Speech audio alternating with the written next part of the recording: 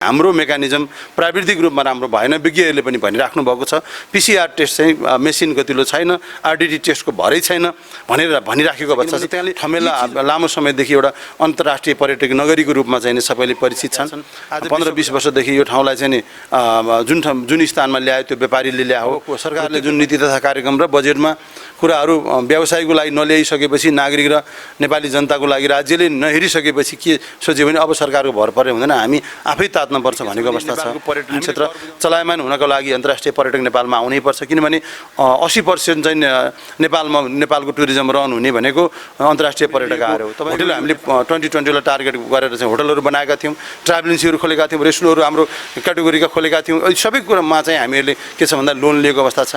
त्यो ऋण लिएको चाहिँ ऋणलाई चाहिँ नि सर्टेन समय सरकारले चाहिँ ऋण बिना हामी माग्दैनौँ, हामीलाई के छ भने ब्याज छुट दिनु पर्यो। लडाइँ भने व्यवसाय गर्नेतर्फ छ, हाम्रो लडाइँ भने निर्वाचनमा यो या त्यो भन्ने अवस्था छ। पर्यटन उद्योग र व्यापारलाई हामीले सस्टेन गरेर पुरानै अवस्थामा फर्काउनु छ। त्यो फर्काउनका लागि हामी मिलेर नगइकन सम्भव छैन। यस्तो बेलामा सरकारबाट राज्यबाट प्राप्त नगरेको सुविधा कहिले प्राप्त गर्ने? हामीले फ्रीमा के पनि मागेका छौँ, सुविधाजनक हिसाबबाट कुनै पनि कुरा हामीलाई फ्री दिनु पर्दैन सरकारलाई। तर देशलाई बलियो बनाएर नागरिक बलियो भयो भने को बलियो हुन्छ? राज्य बलियो हुँदैन भने अहिले हामीले जुन क्षेत्र चाहिँ प्रभावित भएको छ, सरकारले के बुझ्न जरुरी छ भने प्रभावित क्षेत्रलाई प्याकेज घोषणा गर्न जरुरी छ। नेपाल जस्तो देशमा तपाईँ 20 लाख पर्यटन ल्याउनलाई हामी रुन पर्ने हो त होइन नि।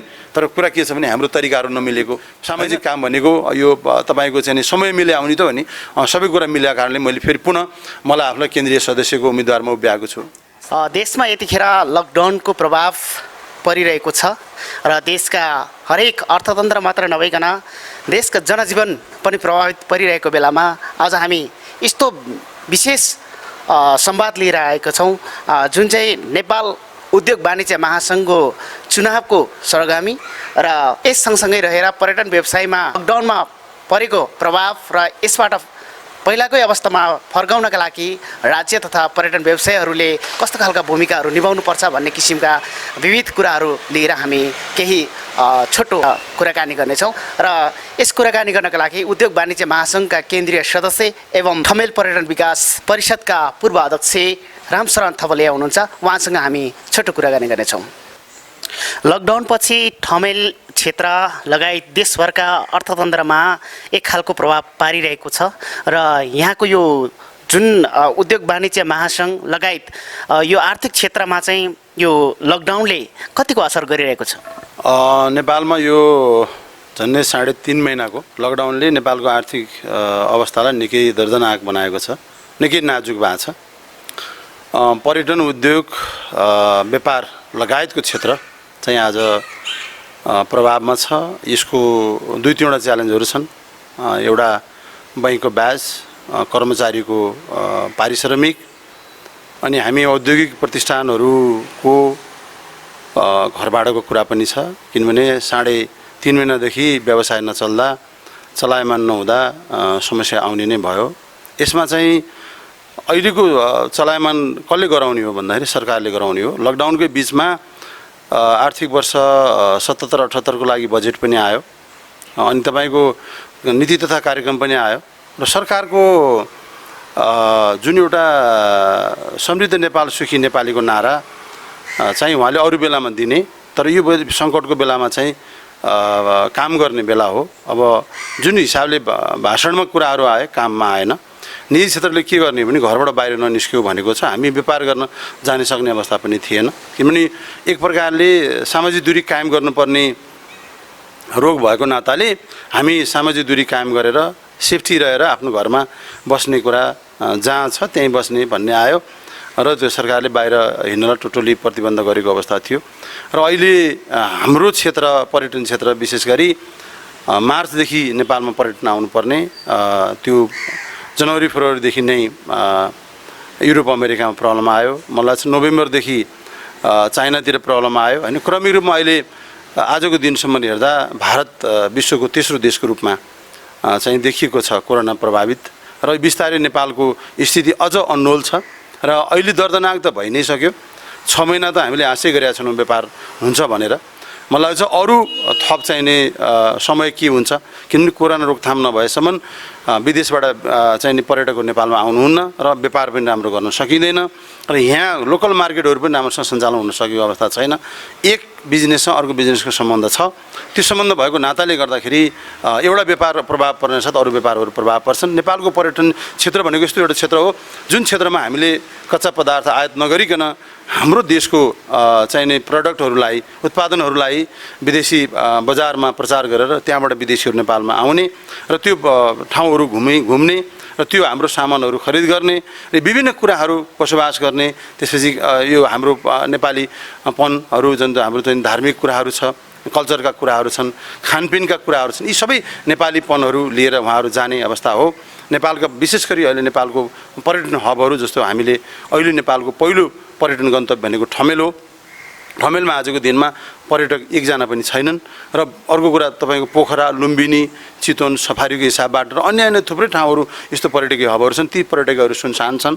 उद्योग र व्यापारको स्थिति पनि त्यस्तै छ, कल कारखानाहरू चलेको छैन, कर्मचारीहरू स्वतस्फूर्त रूपमा काम गर्न सक्ने अवस्था उहाँहरूको छैन र अहिले हेर्ने हो भने तपाईँको चाहिने कुनै सानो एउटा सर्भिस इन्डस्ट्री पनि चलेको अवस्था छैन। हामीले विदेशबाट धेरै हाम्रा विदेशी नागरिक के अरे हाम्रो चाहिने नागरिकहरू, नेपाली नागरिकहरू, हाम्रो दाजुभाइ दिदीबहिनीहरू नेपाल ल्याउने कुरामा पनि धेरै अन्वलता छ। नेपालबाट बाहिर गएर बसेका विशेष गरी भारतमा बस्ने नेपाली दाजुभाइहरूलाई हामीले समयमा ल्याउन सकेनौँ। उहाँहरूलाई चाहिँ हामी बिच बाटोमा लिएर आएर धेरै बेर रोक्यौँ।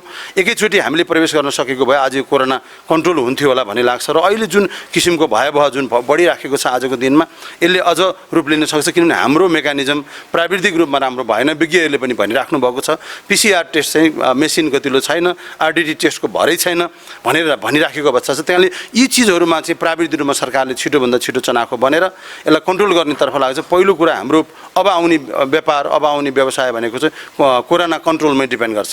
जस्तै यो स्वास्थ्यसँगै आर्थिक पाटो पनि जोडिएको हुन्छ र जसरी यो लकडाउनको समयमा विभिन्न यो व्यवसाय गर्नेहरू चाहिँ एउटा भाडाको समस्यामा अथवा मारमा परिरहेको छ भन्ने किसिमको विभिन्न समाचारहरू आइरहेको छ। यो समस्यालाई चाहिँ चिर्नका लागि राज्यले के गर्नु पर्ला?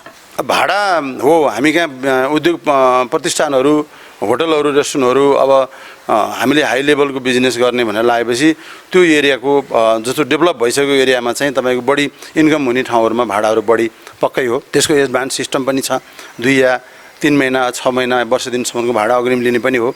र कुरा के थियो भने त्यो ठाउँको जग्गाको मूल्य पनि बढी भएको र त्यो ठाउँमा भवन बनाउँदाखेरि पनि अलि अत्याधुनिक हिसाबबाट बनाउनु पर्ने, अलि बलियो भवनहरू बनाउनु पर्ने। होटल बनाउने भनेपछि रेसिडेन्स जस्तो अलि नर्मल ढङ्गले बन्दैन, त्यसको डिजाइन त्यही अनुसार हुन्छ, त्यसको मेटेरियल्स त्यही अनुसार हुन्छ, निकै बलियो हुन्छ। हुन त हामीले जुनसुकै पूर्वाधार पनि नेपाल सरकारले के भन्छ मापदण्डभित्र बसेर बलियो बनाउनुपर्छ भनेको हुन्छ, तर अलिकति खर्चिलो हिसाबले बनाएको हुन्छ, त्यसको भाडा अलिकति बढी पनि हुन्छ। तर अहिले हामीले नेपालको पर्यटकीय हबहरूमा पर्यटन व्यवसायी र घरधनीको बिचको समन्वयकारी भूमिका निर्वाह गरेर पर्यटनसँग सम्बन्धित संस्थाहरूले कामहरू गरिराखेको अवस्था छ। विशेष गरी हामीले अहिले यो ठाउँहरूको चाहिने 6 महिनाको जति भाडा घरधनीहरू माइन्ड प्रिपेयर गरेर हामीले 50% छुट दियो भने व्यवसायलाई पनि राहत मिल्छ भन्नेसम्म कुराहरू पनि भइराखेको छ। किनभने टोटल छुट भन्ने, टोटल मिना भन्ने हुँदैन।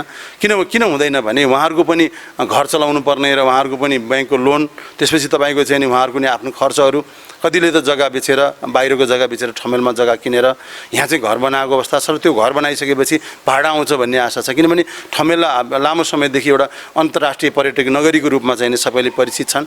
आज विश्व बजारमा तपाईँ जानुभयो लुम्बिनी, ठमेल, त्यसपछि तपाईँ सगरमाथा भनेर हामी चिन्छौँ। त्यो कारणले गर्दाखेरि कुरा के छ भने यी कुराहरू गर्नका लागि चाहिँ समन्वयकारी भूमिका चाहिने संस्थाले अप्नाउनु पर्ने र सहमति र सहकार्यमा जानुपर्ने चाहिँ घरधनी र व्यवसायी हो। किनभने भोलि आज जुन ठाउँमा व्यापार चाहिँ राम्रो ढङ्गले व्यवसायीहरूले गरिराखेका छन्, 15-20 वर्षदेखि यो ठाउँलाई चाहिँ नि जुन स्थानमा ल्यायो त्यो व्यापारीले ल्यायो र त्यो व्यापारीहरू चाहिँ आज यो ठाउँबाट बाहिर गयो भने यो ठाउँ भोलि त्यस्तो नहुन सक्छ, समय लाग्न सक्छ। त्यही कारणले अहिले हामीले बरु 6 महिना 4 महिना कति सकिन्छ होइन ठाउँ हेरेर, जस्तो अब अलि बढी भाडामा चाहिँ नि अलि बढी समय कम भाडा भाटामा अलिक कम पर्सेन्टेज अथवा चाहिँ नि त्यो अनुसारको हेरेर कम्प्रोमाइज गरेर इच्छा दरमा चाहिँ हामीले काम गर्न सकेनौँ भने सजगता अपनाउन सकेन भने अलिक काम हुन अप्ठ्यारो छ। किन अहिले भनेको महामारीको समय हो। महामारी भनेको कसैले पनि ल्याएको होइन। यो डिजास्टर भन्ने चिज चाहिँ तपाईँ हामीले ल्याउने चिज होइन, यो अटोमेटिक आउने चिज हो। विगतको समयमा पनि हामीले यस्तो खालको डिजास्टरहरू देखेका छौँ। भूकम्पकै कुरा गरौँ 5 वर्ष अगाडि, त्योभन्दा अगाडि यस्तो खालकै भाइरसका कुराहरू पनि आएका थिए। त्यतिर पनि यो खालको संयम त अप्नाएको थियो। त्यो कारणले गर्दाखेरि अहिले हामी भनेको मिलेर अगाडि बढ्ने बेला हो। यसमा सरकारको चाहिँ भूमिका के रहन्छ? जस्तै सरकारले चाहिँ मन्त्री परिषदको बैठकबाटै केही यो भाडाको कुराहरू, ब्याज, ब्याङ्क, विद्या संस्था र स्कुल कलेजहरूको ब्याजहरू मिना गरिदिने भन्ने किसिमको एक खालको निर्णय भएको थियो। तर यसको कार्यान्वयन नभएको भन्ने किसिमको एउटा जनमानसमा पनि आइरहेको छ। अबको दिनमा चाहिँ यो लकडाउन सँगसँगै व्यवसाय ठप्प छ, रोजगार छैन र विभिन्न समस्याहरू परिरहेका छन् नागरिकहरूलाई। अब चाहिँ राज्यले के गर्नु पर्ला? यसो छ, अब सुरुमा लकडाउन भएको अवस्थामा उहाँहरूले चाहिँ हामी 1 महिनाको भाडा फ्री भनेर भन्नुभएको थियो। बैंकको ब्याज बुझाउने, किस्त बुझाउने समय चैतमा शान्त थियो भने त्यसलाई हामी असारमा शान्त गर्छौँ पनि भनेको थियो। कर बुझाउने समय 1-1 महिनाको थप गर्दै गरिएको थियो। त्यो कुनै पनि हिसाब कुराहरू कार्यान्वयन भएको अवस्था छैन। बैंकमा जाँदाखेरि अब इएमआई बुझाउने समयमा प्रिन्सिपलमा फेरि अर्को ब्याज लागेको अवस्था छ। त्यसपछि अब तपाईँको घरभाडाको कुरा के अरे करको कुरा त्यही ढङ्गले लिइराखेको अवस्था छ। घरबाट लिने कुरा त व्यवसाय र तपाईँको चाहिँ घरधनीको कुरा होला, त्यो कम्प्रोमाइज गरेर मिल्न पनि सक्छ। किनभने सरकारको आह्वान अब सरकारले जुन नीति तथा कार्यक्रम र बजेटमा कुराहरू व्यवसायको लागि नल्याइसकेपछि नागरिक र नेपाली जनताको लागि राज्यले नहेरिसकेपछि के सोच्यो भने अब सरकारको भर परे हुँदैन, हामी आफै तात्नुपर्छ भनेको अवस्था छ। हामीले कर बुझाउने समय लकडाउनभित्र बुझौँ असारको 7 गतेभित्र भनेपछि कसैले मुद्दा सर्वोच्च अदालतमा राख्यो। त्यो राखिसकेपछि त्यो मुद्दाबाट के निर्णय भयो भने, के फैसला भयो भने यो चाहिँ असारमा सान्सन भनेको छ। असारमा सान्सन पनि कर बुझाउन सक्ने अवस्था छैन। त्यो कारणले गर्दाखेरि हामीले के छ नि, अब कर्मचारीको समस्या छ। अहिले कर्मचारीलाई 50% चाहिँ दिने हो कि उद्योग प्रतिष्ठानले नै दिने, अब सरकारको केही कन्ट्रिब्युसन नहुने स्थिति देखिन्छ। त्यो कारणले गर्दाखेरि के छ भने अहिले यी विविध कुराहरूको समस्याहरू छ। पहिलो कुरा बैंकको ब्याज छ। हामीले बैंकको ब्याजलाई के भनेका छौँ भने कमसेकम 50% अहिले भइरहेको ब्याजबाट कम गर्ने हो या 5% गर्ने हो। अहिले मलाई चाहिँ इन एभरेजमा 10 या 11% ब्याज छ। 5% गऱ्यो भने केही समयका लागि, अब भोलि व्यापार चल्न थालेपछि, स्वतस्फूर्त हुन थालेपछि एक किसिमको चाहिँ सबै विश्व स्वास्थ्य सङ्गठनले अब सेफ्टी छ, अब खोल्नुहोस् अथवा सर्टिफिकेट दिएर नेपाल भ्रमण गर्न तपाईँहरू सुरक्षित हुनुहुन्छ, जानुहोस् भनेको अवस्थामा यदि त्यस्तो परिस्थिति भएपछि हामीले पुरानै अवस्थामा अथवा कसरी जाने हो हामी जान सक्छौँ होइन। तर नहुन्जेलसम्मका लागि सरकारले चाहिँ कुरा के छ भने अलिकति त्यो कुरामा चाहिँ संयम त अपनाउनु जरुरी छ। नेपाल सरकारको निर्देशन बिना न राष्ट्र ब्याङ्कले गर्छ, न अर्थ मन्त्रालयले गर्छ, न उद्योगले, न वाणिज्यले, कुनै पनि न पर्यटनले, कुनै पनि मन्त्रालयले चाहिँ छुट दिने अवस्था छैन होइन। अहिले हामी के छ भने नेपालको पर्यटन क्षेत्र चलायमान हुनको लागि अन्तर्राष्ट्रिय पर्यटक नेपालमा आउनै पर्छ। किनभने 80% चाहिँ नेपालको टुरिज्म रन हुने भनेको अन्तर्राष्ट्रिय पर्यटक आएर हो। तपाईँको यो नेपालको चाहिँ नेपाली जुन हाम्रो आन्तरिक पर्यटन छ, आन्तरिक पर्यटन 20% मात्रै डिपेन्ड गर्छ। त्यो पनि हाम्रो सधैँ त्यो ढङ्गको चाहिँ सबै कुराहरू उहाँले उपभोग गर्न सक्नुहुन्न। आजको दिनमा विश्व बजारमा हेर्दाखेरि हामी धेरै के देख्छौँ भने आफ्नै आन्तरिक पर्यटनबाट चाहिँ पर्यटनको विकास भएको देख्छौँ। तर नेपालमा आज त्यो परिस्थिति बनिसकेको अवस्था छैन। किन हाम्रो आर्थिक स्थिति पनि हो भन्ने लाग्छ र हाम्रो नेपालको पर्यटन क्षेत्र आज हामी 20 लाख पर्यटकको कुरा गरिरहेका छौँ। योभन्दा धेरै पर्यटक, हामी जनसङ्ख्या जतिको पर्यटक ल्याउन सक्ने देश नेपाल हो। किनभने हामीसँग त्यस्तो प्रकारको पूर्वाधारहरू, त्यस्तो खालको चाहिँ रमणीय ठाउँहरू, त्यो किसिमको उत्पादनहरू हामीसँग नेपालमा पर्यटकहरू आउन सक्ने, हाम्रो एउटा वेशभूषा कल्चरबाट पनि आउन सक्ने, हाम्रो धार्मिक दृष्टिकोणबाट पनि पर्यटनको विकास हुने देखिन्छ होइन। त्यही कारणले गर्दा यी कुराहरू गर्नका लागि सरकारै संयम हुनुपर्छ। भिजिट नेपाल 2020 को जुन कन्सेप्ट थियो त्यसको मुखमा आएर हामीले त्यसलाई पनि क्यान्सल गर्नुपर्ने अवस्था भयो। त्यो पनि राम्रो ढङ्गबाट सञ्चालन हुन सकेन। किनभने तपाईँको पर्यटक आउने बेलामा चाहिँ तपाईँको चाहिँ धेरै ठाउँमा चाहिँ कोरोना कहरको कारणले गर्दाखेरि उहाँहरू नेपाल आउनलाई सम्भावना भएन, सम्भव भएन, उहाँहरू आउनु भएन। त्यसपछि हामी कहाँ कोरोनाको सङ्ख्याहरू बढ्दै गयो। आजको जुन रेसियो हेर्दाखेरि यो छिटै कन्ट्रोल हुन्छ जस्तो हामी देख्दैनौँ। त्यही कारणले गर्दाखेरि हामीले कसैले प्राविधिक रूपमा हामी चनाखो हुने हो, अन्य पोलिसीहरू बनाउँदै जाने हो। अहिले हामी व्यवसायीहरूलाई कसरी सस्टेन गर्ने, समृद्ध नेपाल सुखी नेपालीको नारा हामी कसरी पुरा गर्ने भन्ने यही सरकारले गर्नुपर्छ। हामीले के बुझेका थियौँ भने यो नेपालमा चाहिँ दुईवटा जनआन्दोलनहरू भए, त्यसपछि जनयुद्ध भयो, त्यसपछि तपाईँको चाहिँ विभिन्न खालका चाहिँ आन्दोलन, मधेस आन्दोलनहरू भए, नाकाबन्दीहरू भए, नेपालमा पर्यटक आउने कुरा चाहिँ कमी थिएन। तर आजको दिनमा हामी यो भाइरसले गर्दाखेरि पर्यटकहरू कम भइरहेको अवस्था छ। नेपालको पर्यटन त्यति खसेको अवस्था होइन। तर अहिले के देखियो भने यो भाइरसको सङ्ख्या बढ्दै यदि जाने हो भने केही समय चाहिँ हामीलाई सस्टेन हुन लाग्छ। र हामीले लिएको होटल, हामीले 2020लाई टार्गेट गरेर चाहिँ होटलहरू बनाएका थियौँ, ट्राभल एजेन्सीहरू खोलेका थियौँ, रेस्टुरेन्टहरू हाम्रो क्याटेगोरीका खोलेका थियौँ। सबै कुरामा चाहिँ हामीहरूले के छ भन्दा लोन लिएको अवस्था छ। त्यो ऋण लिएको चाहिँ ऋणलाई चाहिँ नि सर्टेन समय सरकारले चाहिँ ऋण बिना हामी माग्दैनौँ। हामीलाई के छ भने ब्याज छुट दिनु पऱ्यो, र ब्याज पनि किनभने 50% ब्याज हामीले अहिले छुट दिने हो या 5% गरिदिने हो भने सफ्ट लोनमा हामीलाई लोन प्रवाह नयाँ पुनर्कर्जा पनि दिने, र विगतमा हामीले लिएको लोनलाई पनि उहाँले सफ्ट लोनको रूपमा चाहिँ नि अगाडि बढाइदिने हो भने हामी सस्टेन हुन सक्ने अवस्था छ केही समय, र समय आएपछि हामी कमाएर फेरि ब्याङ्कलाई फिर्ता गर्छौँ। जस्तै अहिले कोरोनाको महामारी सँगसँगै लकडाउन पनि भइरहेको छ, र यो लकडाउनको बिचमा पनि यहाँको नेपाल उद्योग वाणिज्य महासङ्घको चुनाव आइरहेको छ। यहाँको तयारी के छ चुनावमा चाहिँ? अब यस्तो छ, नेपाल उद्योग वाणिज्य महासङ्घको निर्वाचन साउनको आगामी साउन 26 र 27 गते छ। अघिल्लो दिन हामी बन्द सत्र गर्छौँ। दोस्रो दिन चाहिँ हाम्रो निर्वाचनको कार्यक्रम हुन्छ। यो जहिले पनि हाम्रो यो सेड्युल चाहिँ चैतको मसान्त हो, 28 र 29 गते विगत लामो समयदेखि स्थापनाकालदेखि हो। यसपालि कोरोना कहरको कारणले गर्दाखेरि समयभित्र नेपाल उद्योग वाणिज्य महासङ्घको निर्वाचन हुन सकेन। हाम्रो प्रयास अहिलेको परिस्थिति अनुसार निर्वाचन चाहिँ नगराइकन सहमतिमा जाने पहिलो प्राथमिकता छ। तर हाम्रो 77 जिल्लामा हाम्रा उद्योग वाणिज्य सङ्घहरूको चाहिँ विन्स छ। त्यहाँ चाहिँ जिल्ला उद्योग वाणिज्य सङ्घ, नगर उद्योग वाणिज्य सङ्घका साथीहरू काठमाडौँ आउनुपर्ने अवस्था छ।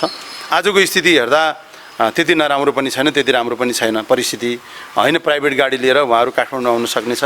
सरकारको एक किसिमको निर्देशन छ, त्यो निर्देशन पनि हामीले सोसियल डिस्टेन्सिङ चाहिँ हामी के अरे मेन्टेन गरेर सामाजिक दूरीलाई कायम गरेर हामी काम गर्नुहोस् भनेर सरकारले हामीलाई भनेको छ। सो अनुरूप हामीले चाहिँ चुनावको चाहिँ मिति तय पनि गरेका छौँ। अब यो एउटा विधान छ हामीसँग, त्यो विधानसम्म चाहिँ निर्वाचन हुनुपर्छ भनेको छ। तर सहमति गऱ्यो भने कसैले पनि सहमतिलाई चाहिँ त्यो निर्वाचन गर्न हुँदैन भन्दैन, किनभने प्रक्रियामा नोमिनेसन गर्ने र त्यसपछि तपाईँको निर्विरोध गर्ने जति पदमा चाहिने हो त्यति पद मात्रै भएपछि त्यो निर्विरोध निर्वाचित हुन्छ। र हामीले अहिले हाम्रो लडाइँ भने अन्तै छ, किनभने हाम्रो लडाइँ भने व्यवसाय गर्नेतर्फ छ। हाम्रो लडाइँ भने निर्वाचनमा यो या त्यो भन्ने अवस्था छैन। किनभने पहिलो कुरा हाम्रो कोरोनाले जुन थिलथिलो पारेको नेपालको पर्यटन उद्योग र व्यापारलाई हामीले सस्टेन गरेर पुरानै अवस्थामा फर्काउनु छ। त्यो फर्काउनका लागि हामी मिलेर नगइकन सम्भव छैन, किनभने हामी बिचमै झगडा हुन थाल्यो। चुनावले गर्दाखेरि फ्र्याक्सन ल्यायो भने उद्योग वाणिज्य महासङ्घले जुन रोल खेल्नुपर्ने हो त्यो खेल्न सक्दैन, किनभने नेपाल उद्योग वाणिज्य महासङ्घ भनेको नेपाल सरकार जस्तै हो, निजी क्षेत्रको उपल्लो संस्था हो, छाता सङ्गठन हो। उसले धेरै कुराहरू चाहिँ विगत लामो समयदेखि सरकारसँग समन्वय गरेर निजी क्षेत्रको लागि पुलको काम गरिराखेको छ। र त्यो गर्नका लागि अरू थप कामहरू गर्नका लागि, थप च्यालेन्ज फेस गर्नका लागि हाम्रो सहमतिको विकल्प छैन। त्यो विषयमा छलफल पनि भइराखेको छ। आफ्नो चुनावी तयारीहरू पनि भइराखेको छ, छलफल पनि भइराखेको छ। अब अहिले हामी उम्मेदवारीहरू चाहिँ चयन गर्ने काम पनि भइराखेको छ। आफ्नो ठाउँबाट हामीले भोटहरू माग्ने काम पनि भइराखेको छ। साथीहरूसँग भेटघाट पनि जारी छ, किनभने हामी नेपाल सरकारको निर्देशन पालन गरेर, नेपाल सरकारले निर्णय गरेका कुराहरू पालन गरेर हामी सबै कुराहरू गर्छौँ। त्यसमा हामी कमी हुन दिँदैनौँ। सरकारले चाहिँ अब योभन्दा धेरै ठुलो भयावह भएको अवस्था यदि आयो भने त्यो बेलामा हामी सोध्छौँ, नत्र भने अहिलेको परिस्थितिमा चाहिँ हाम्रो निर्वाचन हुन सक्ने सम्भावना छ। देशको हरेक चुनावहरू, निर्वाचनहरू, पटक पटक निर्वाचनहरू भइरहँदाखेरि त्यहाँ चाहिँ प्यानलगत कुराहरू उठ्न स्वाभाविक छ अथवा उठिरहेको हुन्छ। यहाँ चाहिँ कुन प्यानलबाट कसरी चाहिँ आफ्नो भूमिका निभाउन खोज्नु भएको छ? पहिलो कुरा, यो नेपाल उद्योग वाणिज्य महासङ्घ कुनै पार्टीको उसमा जाँदैन। नेपाल उद्योग वाणिज्य भनेको साझा, सबै व्यवसायको साझा थलो हो र हामीले सबैको मुद्दालाई एड्रेस गर्छौँ। हाम्रो विगत लामो समयदेखि सरकारमा जो भए पनि उहाँले पनि त्यो रूपमा हेर्नुहुन्न। नेपालीमा एउटा के छ भने, तपाईँको नेपालीमा नभनौँ, मान्छे जन्मिसकेपछि एउटा सुझबुझ भइसकेपछि, उसलाई कुरा बुझेपछि उसले काहीँ न काहीँ पार्टीमा आस्था राख्ने उसको राइट हो, त्यो उसको स्वतन्त्रता हो, उसले गर्छ। तर कुरा के छ, नेपाल उद्योग वाणिज्य महासङ्घ जाँदाखेरि काङ्ग्रेस या कम्युनिस्ट या तराई या कुनै अरू पार्टीहरू भनेर हामी त्यो गर्ने अवस्थै छैन, हामी त्यो हुँदैनौँ। र अहिले परिस्थिति के देखिन्छ भने, अहिले व्यावसायिक प्यानल जसले व्यावसायिक हितमा काम गर्न सक्छ उसले त्यो कामहरू गर्ने हो।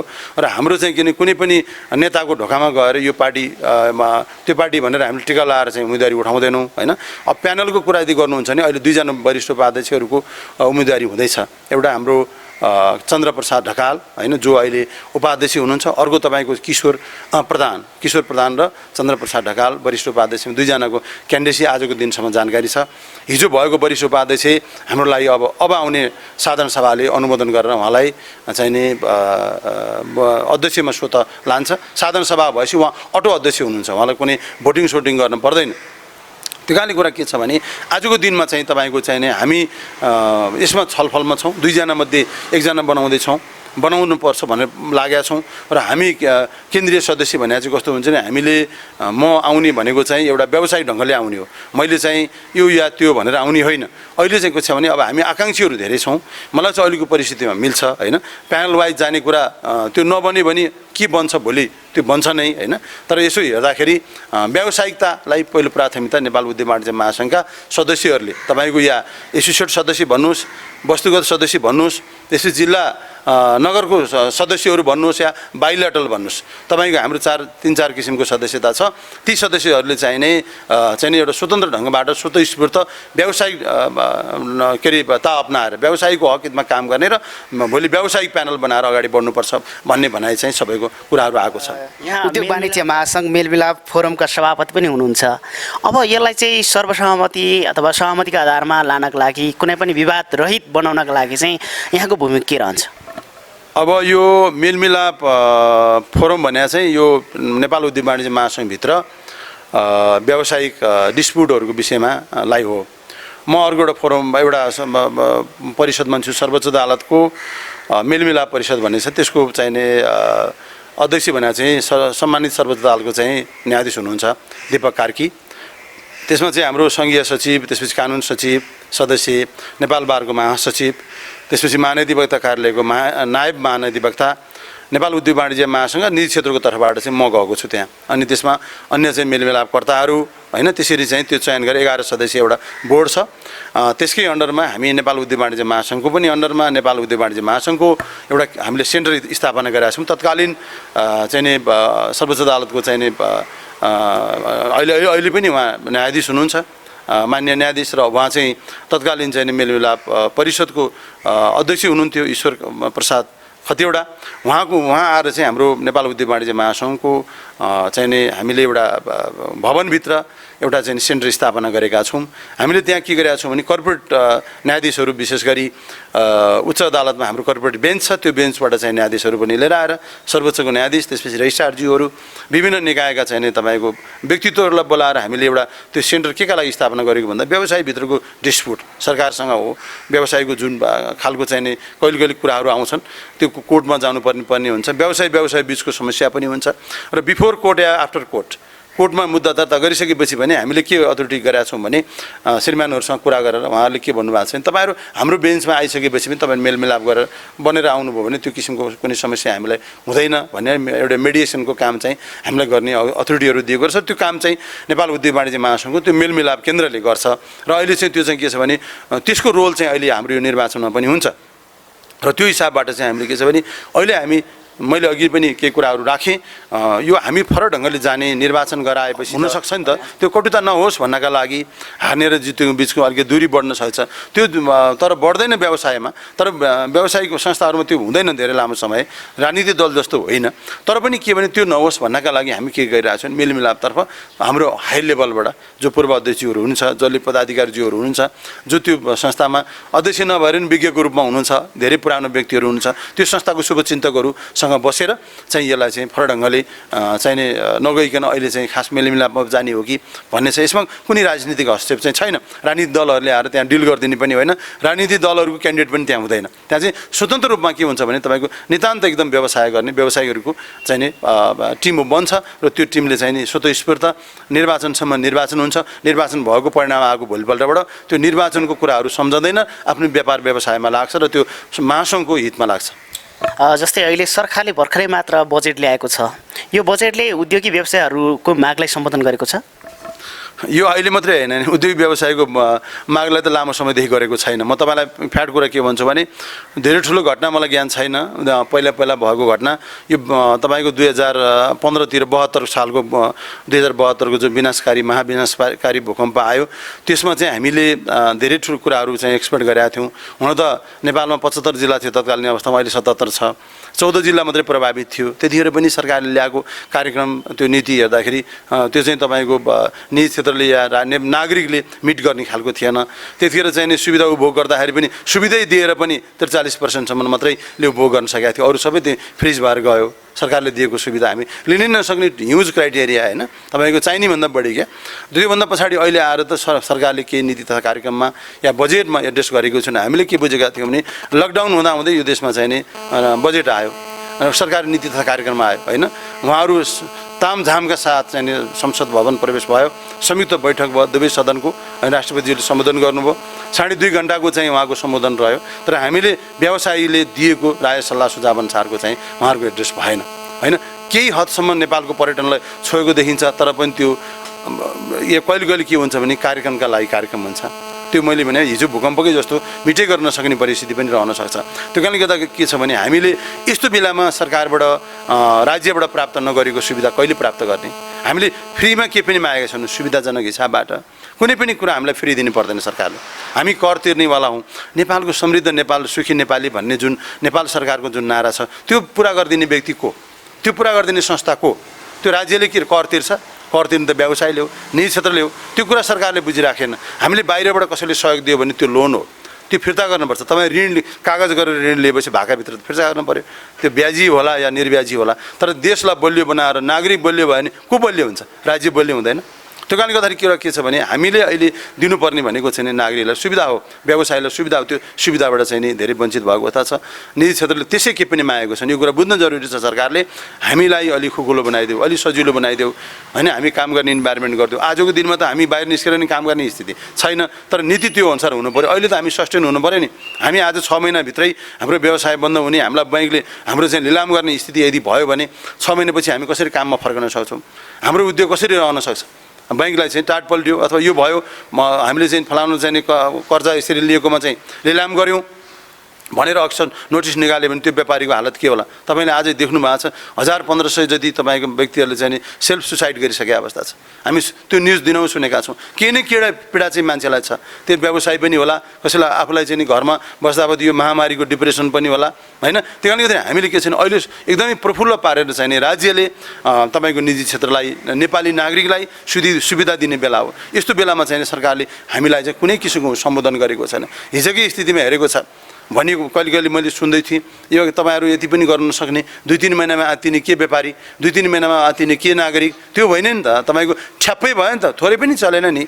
हिजोको भन्दा भोल्युम आज बिजनेसमा कम भएको यदि थियो भने हामी त्यसलाई स्वीकार्थ्यौँ। 1 रुपियाँ पनि व्यापार छैन, पसल खोल्न सकेका छैन, इन्डस्ट्री खोल्न सकेका छैन, कर्मचारी आउन सक्दैन, कर्मचारीले स्यालेरी दिन सक्ने अवस्था छैन। आजको दिनमा तपाईँ भन्नुहोस् मैले मेरो इन्डस्ट्रीमा काम गरेको कर्मचारीले आज चाहिँ उसको काम भएन भने कुन इन्डस्ट्रीमा जान सक्छ? नयाँ इन्डस्ट्री लिन्छ अहिले नयाँ कर्मचारी? हामीले नै बचाउने हो नि। उसको पछाडि 5-7जना परिवार छ। तपाईँ निजी के अरे कम्पनीहरूको हालत त्यस्तो। तपाईँ सार्वजनिक कुराहरू गर्नुहोस्, सार्वजनिक संस्थानहरू, सार्वजनिक तपाईँ यातायातहरूमा काम गर्ने मजदुरहरूको कुरा गर्नुहोस् होइन, पार्ट टाइम काम गर्ने मजदुरहरू कुरा गर्नुहोस्, फुल टाइम विभिन्न छ नि। तपाईँको अफिस सिस्टममा काम गर्ने होला कसैले, कसैले यदि काम पुरा भएपछि ठेका जस्तो होला होइन, यदि म पैसा दिन्छु भनेर अवस्था होला होइन। त्यसले त्यो सबै नपाउने मान्छेहरूको हालत के भइराख्या होला? त्यसले यी कुराहरूमा चाहिँ सरकारले सर्टेन सम्बन्ध अहिले बाँच्न पाउने राइट त नागरिकलाई छ नि। कसरी बाँच्ने त भन्दा तपाईँ खानु त पर्छ मान्छेलाई होइन। आजको दिनमा हेर्दाखेरि तर निजी क्षेत्रहरू धेरै प्रफुल्ल भएर आफ्नो ढङ्गबाट उहाँहरूले स्वतस्फूर्त रूपमा चाहिँ नि सक्नेले नसक्नेका लागि, हुनेले नहुनेका लागि, बढी हुनेले कम हुनेका लागि के गरिराखेको छ भने आजको दिनमा सहयोग गरिराखेको छ। सरकारको सहयोगभन्दा तपाईँको निजी क्षेत्रको चाहिँ सहयोग बढी पाइराखेको मैले पाउँछु होइन। आज अनमोल त अनमोल छ, त्यो अनमोल ल्याइदिएको सरकारले होइन, तर यो भइपरि आएको एउटा डिजास्टर हो, एउटा महामारी हो। यो महामारीलाई पनि हामी संयमता अपनाएर हामी सबैले यसको चाहिँ सामना गर्नुपर्छ। यसका चाहिँ विधिहरू अपनाउनुपर्छ। यो प्राविधिक वेहरू जस्तो हामीले अहिले के भने मेडिकली नै स्ट्रङ हुनु देखियो होइन, मेडिकल नै बलियो हुनुपर्छ। हाम्रो देशको मेडिकल कमजोर हो भन्ने अहिले कतिपय विज्ञहरूको ठहर छ। मेरो भनाइ होइन, मैले विज्ञहरूको कुरा यसो इन्टरभ्यूहरू सुन्दा, उहाँहरूको सामाजिक सञ्जालमा लेखेको हेर्दा होइन, उहाँहरूले ट्विट गरेको होइन, विभिन्न खाल फेसबुकहरूमा होइन, अरू अन्य अन्य कुराहरूमा गरेको देख्दाखेरि त्यो कुरामा चाहिँ हाम्रो उद्देश्य अलिक कमजोर हो कि त्यो कुरा चाहिँ हामी पालना गर्न नसकेको हो, त्यो कुरा गर्न हामी असमर्थ हो कि या हामी कमजोर हो कि भन्ने कता कता देखिन्छ। त्यसलाई चाहिँ नेपाल सरकारले अझ पनि बिग्रेको केही छैन। हाम्रो चाहिँ यो कोरोना कहरसँग चाहिँ एकदमै हामी डटेर लडेर अगाडि बढ्दा मात्रै हामी समृद्ध नेपाल र सुखी नेपालीको सपना पुरा गर्न सक्छौँ। यहाँ व्यवसाय गर्दै हुनुहुन्छ, जुन चाहिँ एउटा पर्यटनलाई अलिकति बढी फोकस गरिरहनु भएको छ, देशभरको पर्यटकीय क्षेत्रलाई अझ प्रभावकारी ढङ्गले विकास गर्नको लागि राज्यले कस्तो खालको भूमिका निभायो भने निजी क्षेत्रबाट चाहिँ यसलाई अझ थप विकसित गर्न सकिन्छ? अब हामीले के भनेको थियौँ भने निजी क्षेत्रले दिएको सुझावहरू जान्छ। तपाईँले थाहा छ हाम्रो देशमा संविधान सभाको दोस्रो निर्वाचनपछि मात्रै संविधान बनेको हो।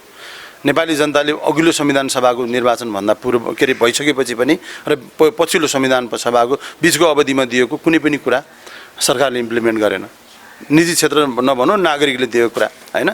अर्को कुरा के भयो भने संविधान सभा निर्वाचन भएपछि संविधान बन्ने बेलासम्म पार्टीको भागभण्डामा बन्यो। अब हामीले अब के भन्छौँ भने व्यवसायीमय हुनु पर्यो। अब अहिले हिजोको कानुनले अहिले काम गरेन। अब मैले हेर्नुहोस्, पर्यटन जुन कानुन छ, पर्यटन ऐन 2035 को चलिराखेको छ। अब आज आएर 3 वर्ष भयो ड्राफ्ट गरेर अगाडि बढेको, व्यवसायिक कुरा सुन्दैन। सरकारले आउँछ, एउटा मन्त्री आउँछ, त्यसैले आफ्नै तरिकाले लाद्न खोज्छ। हामी चाहिँ के गर्नु पऱ्यो भने व्यवसायिकहरूसँग सोधेर गर्नु पऱ्यो। 100% हाम्रो पक्षमा गर्नुपर्छ भन्ने छैन। राज्य पनि बलियो हुनुपर्छ। राज्यले गर्ने भनेको हामीले गल्ती गऱ्यौँ भने दण्ड जरिवाना गर्ने मात्रै राखेर अरू सबै सुविधा त के गर्नुपर्छ भने तपाईँको चाहिँ नि नागरिकलाई जिम्मा दिनुपर्छ होइन। मेरो भनाइ के छ भने आजको दिनमा आएर जुन किसिमको हाउस बन्द गर्यो नि नेपाल सरकारले, क्याबिनेट डिसिसन गरेर हाउस बन्द गर्यो, त्यो चाहिँ के छ भने तपाईँको चाहिँ अहिले हाम्रो धेरै विधेयकहरू, धेरै कानुनहरू चाहिँ नि विचाराधीन अवस्थामा छ। राष्ट्रिय सभामा भइरहेको, तपाईँको प्रतिनिधि सभामा भइराखेको, अहिले सरकारलाई के प्याकेज ल्याउनु पर्ने कुराहरू अथवा विभिन्न कुराहरू जुन थियो नि, अब हाउस बन्द भएपछि के भने उहाँहरू आफ्नै समस्यामा रुम लिनुभयो। अब हामीलाई के आशा छैन भने भविष्यमा उहाँले धेरै ठुलो चाहिँ नि खालको चाहिँ प्याकेज हामीलाई ल्याउनुहुन्छ, हामीलाई आशा छैन। किन उहाँहरूको आन्तरिक झगडा छ।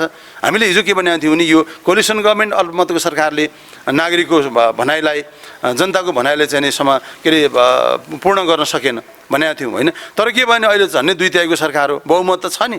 बहुमत त सरकारले गर्नुपर्ने नागरिकको लागि के काम गरिरहेछ त, राज्यको लागि के काम गरिरहेछ त, पूर्वाधारमा के काम गरिरहेछ, प्रमोसनमा के काम गरिरहेछ, अन्य चाहिँ सुधारका कुराहरू के गरेको छ होइन। अहिले हेर्ने बेला त हो नि, त्यो कुनै पनि कुराहरू हामीले भने जस्तो हामीले पाइराखेका छैनौँ। उहाँहरूको आन्तरिक झगडा 6 महिनामा 3 महिनामा बढिराखेको छ। अब आज पनि अनमोल छ।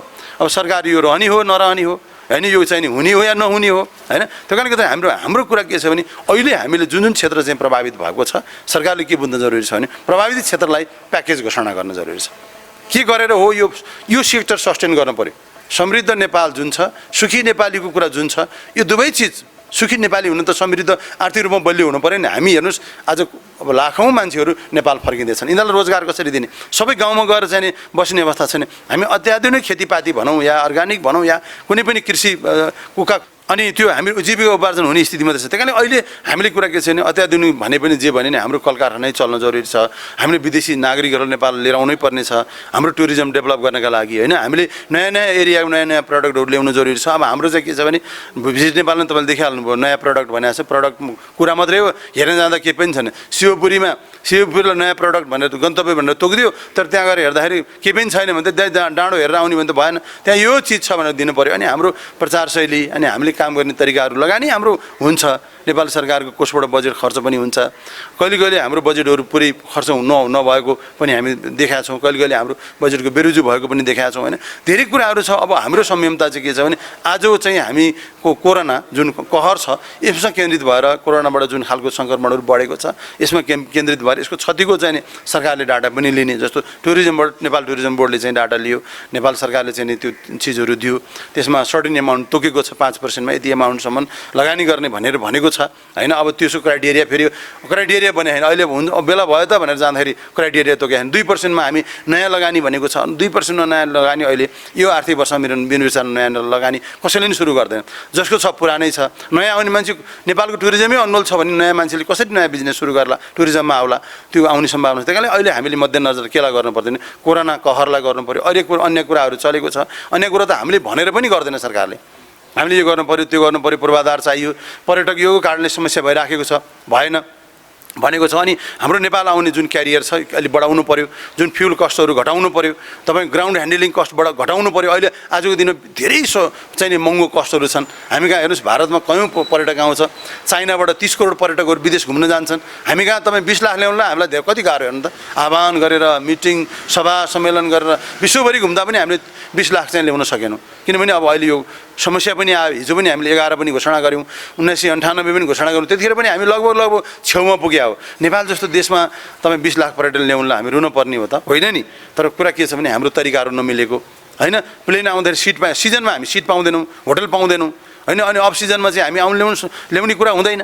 सिजनमै हामी धेरै पर्यटक ल्याउनु पऱ्यो। हामी होटलको सङ्ख्या चाहिँ अहिले पुग्ने गरेका थियौँ। अहिले हाम्रो होमस्टेहरू पनि बढेको छ। तपाईँ यहाँबाट अलिकति काठमाडौँको आसपास चाहिँ नि 100 किलोमिटर जानुहुन्छ नि, त्यहाँ ठाउँमै होटल, 60 किलोमिटरमा होटल, 100मा 200मा 300मा यसरी चाहिँ विभिन्न खालको ठाउँहरूमा चाहिँ घुम्न जाँदाखेरि जहाँ छ त्यहीँ होमस्टे गरेर चाहिँ बस्न सक्ने थियो। राति बस्नलाई बस्नलाई फेरि फर्किनुपर्छ, त्यहाँ पुगेर कसरी आउने होला भन्ने चाहिँ स्थिति थिएन। त्यो कारणले गर्दाखेरि आजको दिनमा हामीले गर्नुपर्ने कुरा के हो भने अहिले हाम्रो जुन खालको विषम परिस्थिति भइरहेको छ, त्यो विषम परिस्थिति चाहिँ नि च्यालेन्ज हुने खालको त्यो मिट हुने खालको, त्यसलाई चाहिँ सम्बोधन हुने खालको प्याकेजहरू चाहिँ सरकारले ल्याउन जरुरी छ। आफ्नो आन्तरिकमा अहिले जुन लडाइँ छ सरकारको पार्टीभित्रको, नयाँ दल दर्ता गर्ने, अध्यादेश ल्याउने, यो लफडा, यो विभिन्न कुरा छोड्नु पऱ्यो। अहिले चाहिँ के भने नेपाललाई समृद्ध नेपाल कसरी बन्छ, सुखी नेपाली कसरी बन्छन्, जसरी आफूले नारा ल्याएको छ त्यो बनाउनुतर्फ चाहिँ सरकार जान जरुरी छ। र हामी पनि त्यो ढङ्गबाट चाहिँ अगाडि बढ्न तयार छौँ। निजी क्षेत्रको पनि भूमिका छ, हाम्रो पनि काम कर्तव्य अधिकार छ र हामीले पनि गर्ने कुराहरू, हाम्रो पनि जुन सीमाभित्र रहेर हामी जुन कामहरू गर्नुपर्ने हामी गर्न तयार छौँ। किन हाम्रो त व्यापार बढ्छ हामीले राम्रो काम गरेपछि होइन। व्यापार बढेपछि हामी सरकारलाई ट्याक्स दिन सक्छौँ, बढी रोजगार गराउन सक्छौँ होइन। हाम्रो पनि आर्थिक स्थिति समृद्ध हुनसक्छ, बलियो हुन्छ होइन। व्यापारीले त आफ्नो काम कहिले पनि छोड्दैन नि। त्यो कारणले हामी हाम्रो कर्तव्यबाट पछाडि पर्दैनौँ, सरकारलाई पनि आफ्नो कर्तव्यबाट पछाडि नपर्नका लागि म आह्वान गर्न चाहन्छु। अन्त्यमा नेपाल उद्योग वाणिज्य महासङ्घको निर्वाचन पनि आइरहेको छ र यसमा यहाँको केन्द्रीय सदस्यकै दावेदार हुनुहुन्छ र यसमा किन यहाँको केन्द्रीय सदस्यमै उठ्नुको कारण चाहिँ के हो? यस्तो छ, अब हाम्रो विधानले चाहिँ म एकपल्ट मात्रै केन्द्रीय सदस्य भएको हो र अहिले पनि जुन खालको माहौल मेरो छ त्यो एकदमै राम्रो छ। साथीहरूले पनि मलाई तपाईँ आउनुपर्छ केन्द्रीय सदस्य भनेर भन्नुभएको छ। पदाधिकारी जानलाई अहिले हामी 2 कार्यकाल केन्द्रीय सदस्य नभइकन जान पनि मिल्दैन अहिले त होइन। त्यही कारण अहिले उठ्ने भनेको केन्द्रीय सदस्य नै हो। यसो मैले 2-3 वर्ष जुन 3 वर्षको अवधिमा धेरै जिल्लाहरू भ्रमण गरेँ, धेरै उद्योगी व्यवसायहरूसँग मेरो छलफल भयो, बसोबास भयो, उहाँहरूसँग कुरा भयो। तपाईँ चाहिँ आउनुपर्छ भन्ने छ। मैले त्यहाँ बसेर कामहरू पनि गरेँ। जस्तो पर्यटन समितिको म सहसभापति हो।